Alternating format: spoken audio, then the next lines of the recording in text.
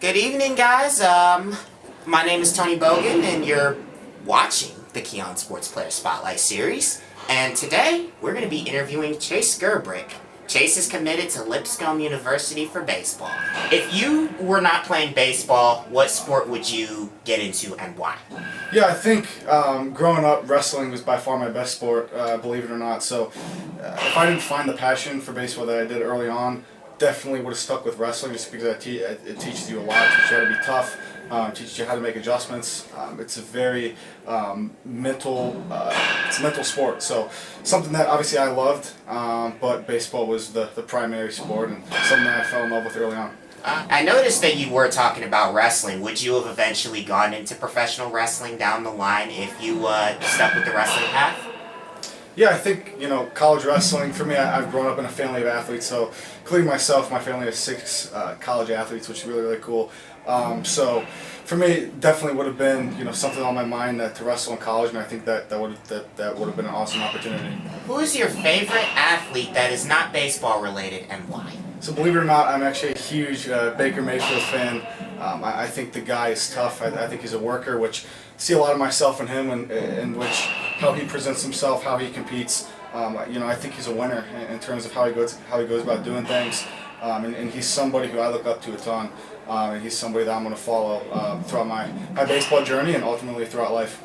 I hope you get to meet Baker Mayfield one day. That would be awesome, man. And speaking of which, continuing on your baseball journey, I noticed that you made the freshman team, right? The varsity team, right out of freshman year. So, how much work did you have to put in over time to stand out as a freshman? Because mainly freshmen usually get assigned to the freshman team or the JV team. Yeah, I think, Tony, that's another great question. Obviously, for me, ever since I was young, my goal is to play at the D1 level. So for me, the work never really stopped, and I was born and raised not to ever be satisfied with what I have or what I plan to do, just because I always want more for myself. So for me, it was more about putting myself in the best position to help the team. And if they wanted me on freshman, great. If they wanted me on JV, great. If they wanted me on varsity, great. It was my job to be the best player that I could be and contribute as much as I could. So making varsity, a lot of work went into that. But even after making varsity and even after I committed to college, it more so put more fuel to the fire for me to continue to work and continue to get better. Being a freshman on varsity, you got to play with several senior leaders, and I believe your brother also played for the varsity team. How did that help you throughout your high school baseball career, especially having your brother be working through the Aurora baseball program? Yeah, so having Carter growing up obviously was a huge blessing because he's always been a leader, a major role model of mine, somebody I could always count on, somebody I can always look up to, which is awesome. It's everything you could ever want. But growing up, I was very fortunate to practice with him and his teams and be able to learn from all the older guys. But having him next to me was a really cool opportunity because at the end of the day, iron sharpens iron. So for him to be there leading me, guiding me was such a cool opportunity and not an opportunity many can say they have. So very fortunate enough to have received that opportunity, and it's certainly a memory I will never forget. Well said. As iron sharpens iron, one person sharpens another.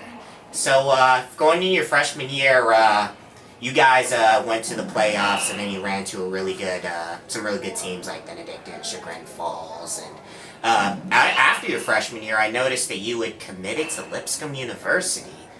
You committed early, like when most players aren't thinking about committing till junior or even their senior years. What was it that stood out about Lipscomb to you that led to you say, this is where I want to play D1? Yeah, Tony, I would tell you, my summer team, I was playing for Forest, Ohio at the time. I think it was our 14U summer. We were down there for a tournament, and our game actually got moved to Lipscomb's field. So shot him an email right before the game.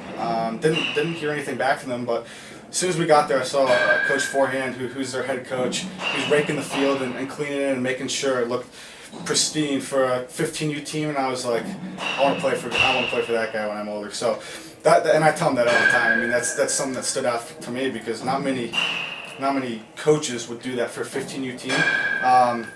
And growing up, being able to play under my dad, I see a lot of him and my dad, and the coaching styles are very, very similar. My dad is somebody who pushed me very, very hard because he saw how far I wanted to go in this game.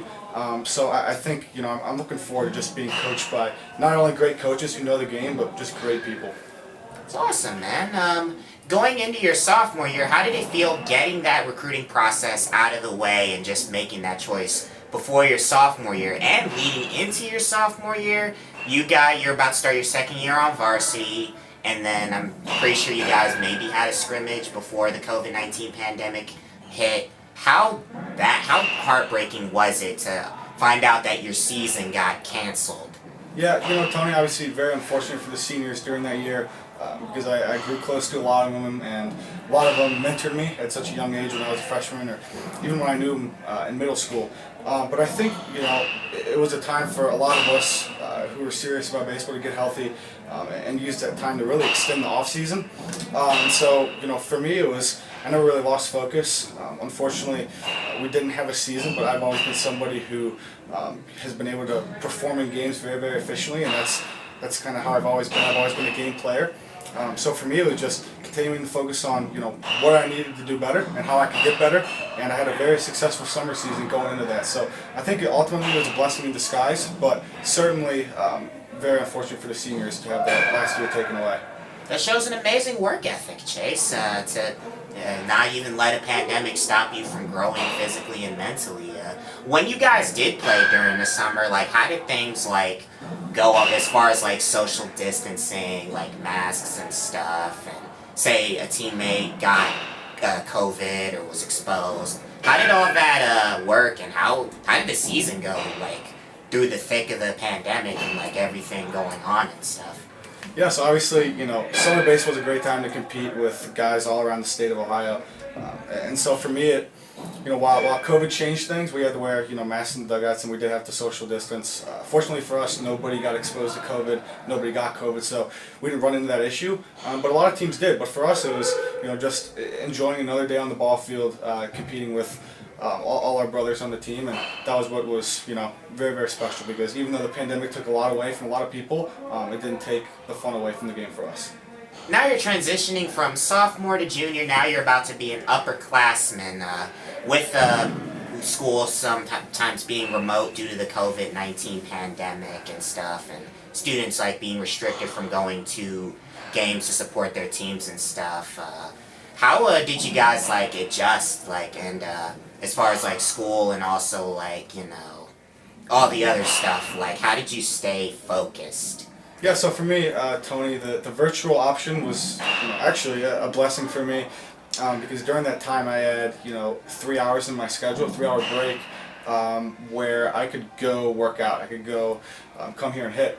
And during that time I actually met a Baltimore Orioles coach up here, Eric Cormel, who I recently just started training with. Very intelligent, very great baseball mind, and he's someone who obviously I look up to a lot. So I've had the opportunity of knowing him and training with him the past off season, and without that virtual option, I never would have been able to connect with him. So that was something that was a huge blessing for me. And for me, I've always had my head on straight, so I didn't really let that phase my grades or how I was doing in school. So I was able to use that time to work hard in school, but also take care of my baseball things here at DBAD, or if I wanted to go to the gym. So it allowed me to be a little more flexible. And in terms of supporting the guys, it was very, very tough, because Aurora has a very supportive student section. It was very, very tough, but we all got through it together, and it was something that the whole country and even the whole world went through. So we learned how to navigate that together, which was really, really cool.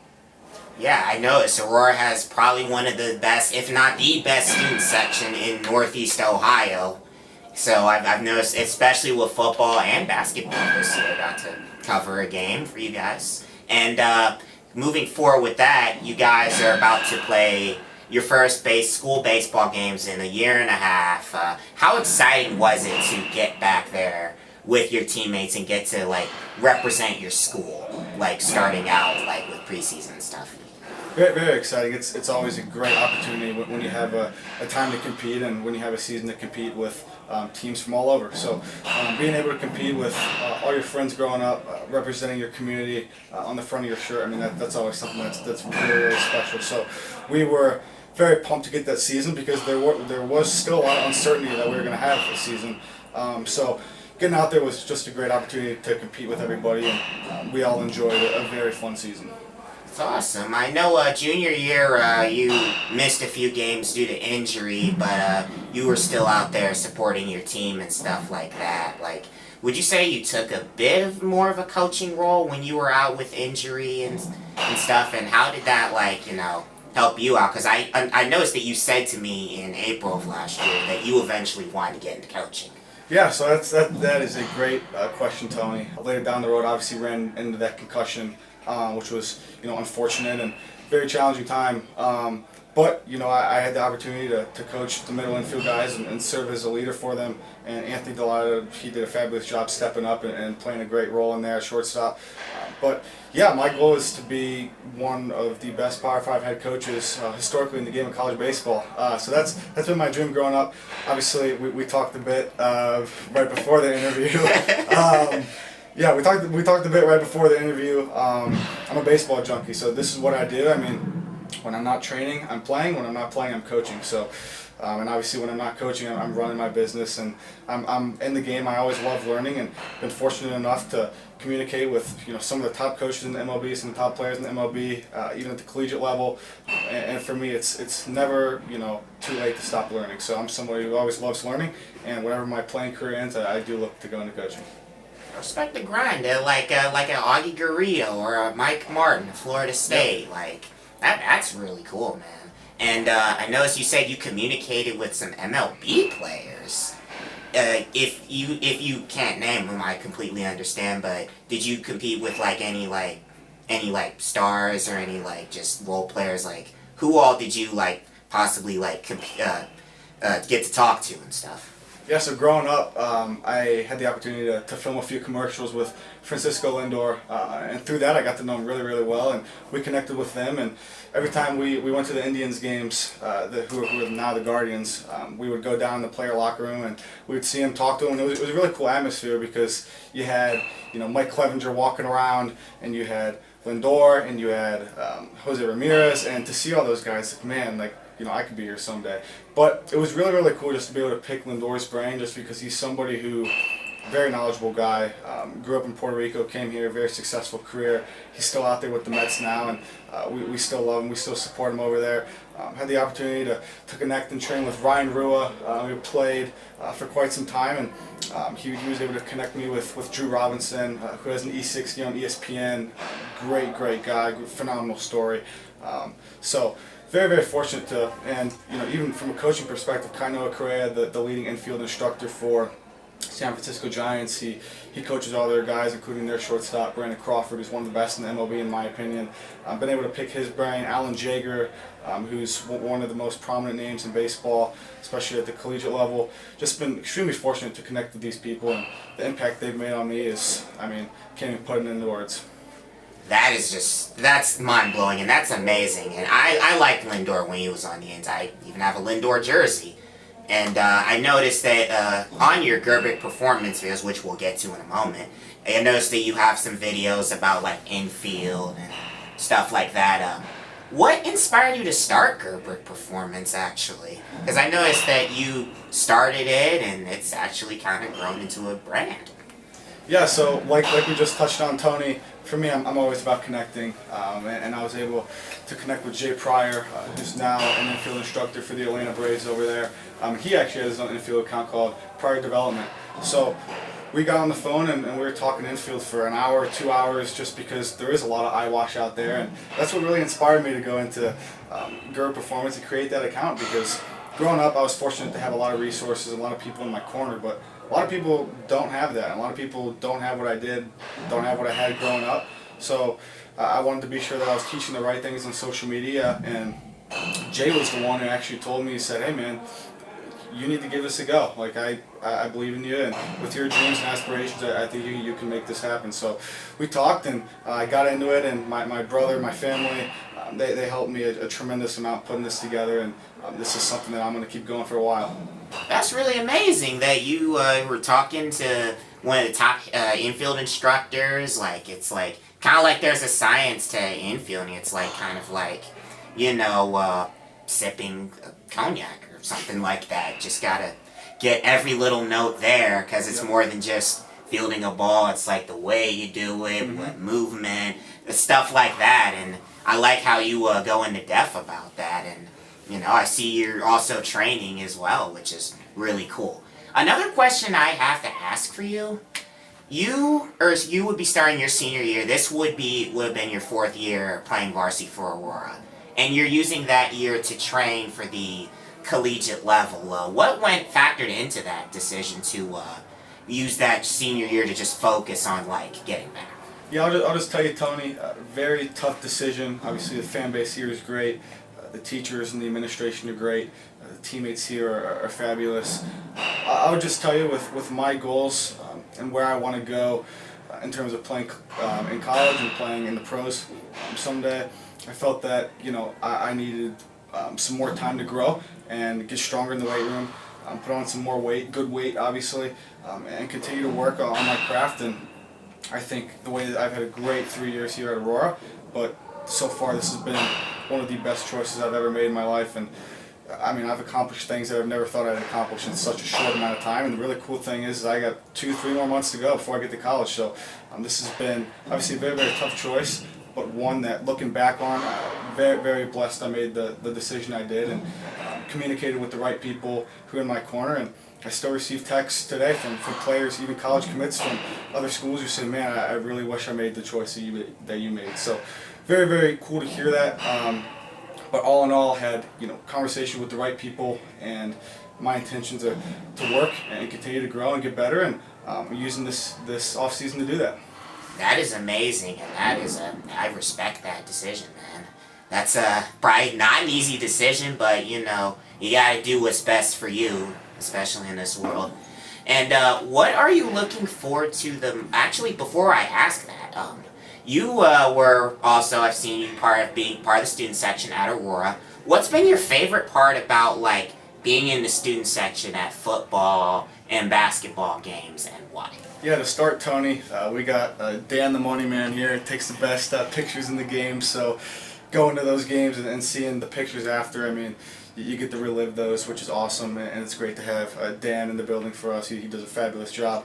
But also just creating memories. I mean, those are times that it's once in a lifetime. You get 4 years here, and you're gone. You're off to college. So making memories with students and people that you grew up with is awesome, and supporting those who you also grew up with. I mean, the basketball team made a great run with Tavion, Jack, Derek, John Ugrin.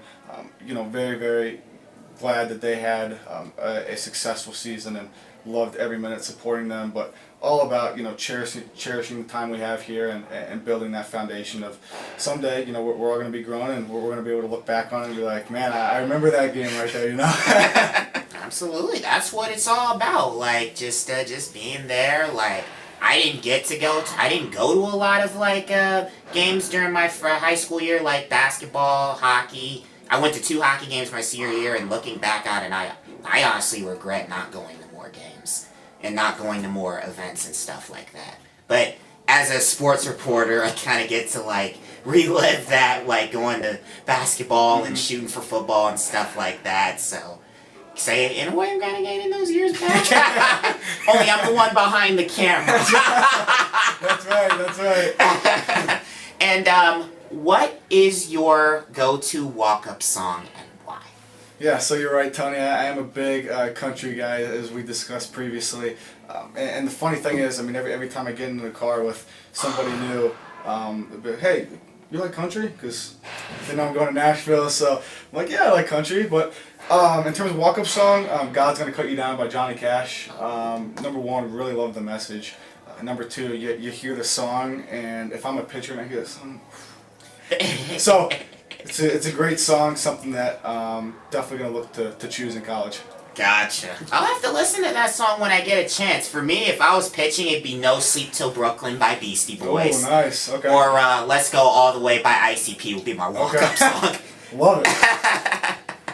But that's really cool, man. And what are you looking forward to the most going into Lipscomb? Not just for playing baseball, but also your collegiately in general, and being in Nashville as well. Yeah, that's a great question, Tony. And growing up, I was born and raised in a Christian family, so finding a school that fit my morals and values, number one, was high on the list. Finding a school which Lipscomb has the best business program in Tennessee, which is fabulous. Campus is beautiful. Location provides plenty of internships. I think Nashville's number 3 in the country in internship opportunities and job opportunities. So that was number one. I wanted to go to a school that educationally fit my standards. And then 2 was the baseball program. I mean, the coaches there not only care about you as players, but they care about you as people. And there are a lot of programs out there who are very, high and dry with how they treat people. They just care about baseball, and they don't let you get your degree. And for me, I wanted to go somewhere where coaches cared about you personally and your goals after college baseball. And the Lipscomb coaches are hardworking people, and I look up to each and every one of them. The players are outstanding people, great players, and it's just a very focused environment and something that I'm really looking forward to. So you played for Ohio Elite for a while, and then you switched to Bo Jackson Elite. How did that switch help develop you as a player, like playing in the summer, because you said that the grind basically is year-round? Yeah, so I recently switched over from release baseball. So growing up playing under my dad, Aurora Athletics, just had a fabulous time, and that was an opportunity I'll never forget, and an experience I'll never forget. And he was somebody who I'll always look up to, and he's had a great deal in who I am as a person today, and my growth as a player. So that shaped me into who I am, and then I went from there. I played for Force Ohio a little bit. Then I went to release baseball, ran by Matt Rosinski, who's head coach at St. Ed's. Well-oiled machine over there. St. Ed's program is awesome. Coach Nate Dix over there, Jake Solomon, Jared Edwards. They do a fabulous job over there. But the release program, I built so many relationships over there, and what they do for their players is outstanding, and my time with them was unforgettable. And this year I'll be playing with Bo Jackson Elite. Again, same, you can't get any better than Release and Bo Jackson. The relationships they build with you is unbelievable, and what they do for their players is unbelievable, and just a fabulous experience. Just being able to get to know coaches and families all over from both those programs, and I can't be any more blessed. What were your favorite stadiums to play in, not named Lipscomb or Aurora? And why were they your favorite stadiums to play in? That's the one question. And the second question, what was your favorite memories from summer baseball? Yeah, so Tony, that's a fabulous question. Crushers Field up in Avon, maybe Springer Stadium, Crushers Stadium, all turf, right by the T3 facility. You can't get any better than that. It's just so many memories there, and that field it's in great shape. Love playing there every time.